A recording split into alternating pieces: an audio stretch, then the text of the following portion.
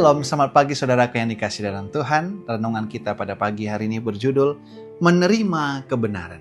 Ayatnya terdapat dalam 2 Timotius 2 ayat 15 berbunyi, usahakanlah supaya engkau layak di hadapan Allah sebagai seorang pekerja yang tidak usah malu, yang terus terang memberitakan perkataan kebenaran itu. Keterangannya seperti ini. Setelah memulai pelayanannya di Kapernaum, Yesus kembali ke Nazaret untuk berkhotbah di sinagog.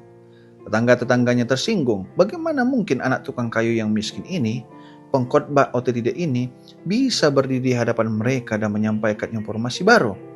Mereka begitu marah atas kelancangannya, sampai-sampai mereka siap untuk melemparkan dia dari tebing.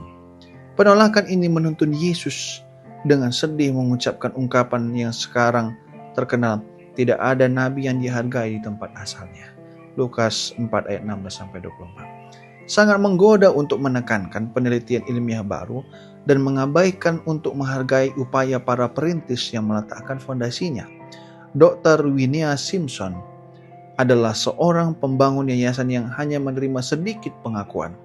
Pada tahun 1950-an, ia mulai mengumpulkan data tentang kebiasaan merokok ibu yang mengandung dan kelahiran bayi prematur.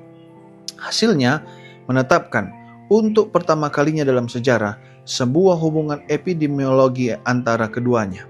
Temuannya dipublikasikan di jurnal yang bereputasi baik, namun hanya sedikit yang memperhatikan. Siapa wanita ini?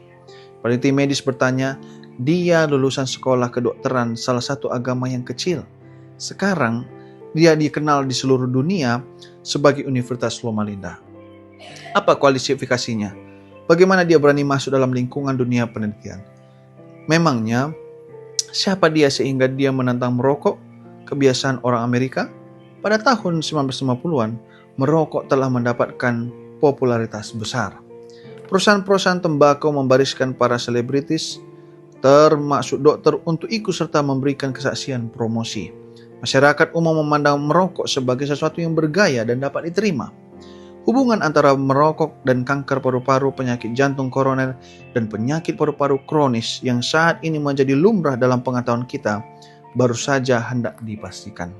Tahun-tahun berlalu, Dr. Simpson mengejar kepentingan penelitian lainnya.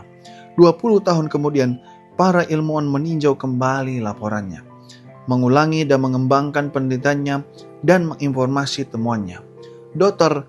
Todd Fraser, seorang profesor peneliti terkenal di Universitas Harvard, mengunjungi Loma Linda dan meluangkan waktu untuk mengunjungi Winia di rumahnya. Dia mengatakan bahwa bertemu dengannya adalah bagian utama perjalanannya. Mungkinkah kita berada dalam bahaya menolak kebenaran Alkitab karena komunitas Kristen pada umumnya mengikuti tradisi? Gantinya menerima terang yang ditemukan oleh mereka yang tidak memiliki gelar akademik, bergengsi atau koneksi-koneksi yang benar? Apakah ada doktrin Alkitab yang Anda terima hanya karena orang tua Anda atau gereja Anda telah mengatakan bahwa itu benar? Bukankah saatnya Anda memulai penelitian Anda sendiri untuk melihat apa yang sebenarnya Alkitab katakan? Saudaraku yang dikasihi dalam Tuhan, pada saat ini kita belajar merenungkan dari firman Tuhan, bagaimana kita harus mau meneliti firman Tuhan. Kita harus mau. Sebagaimana tadi sudah dilakukan, diadakannya penelitian dengan rokok, ya. Ternyata rokok ini sangat berbahaya, ya. Tapi ini dilakukan sebuah penelitian sehingga bisa mereka pun menyatakan itu salah ataupun benar, ya.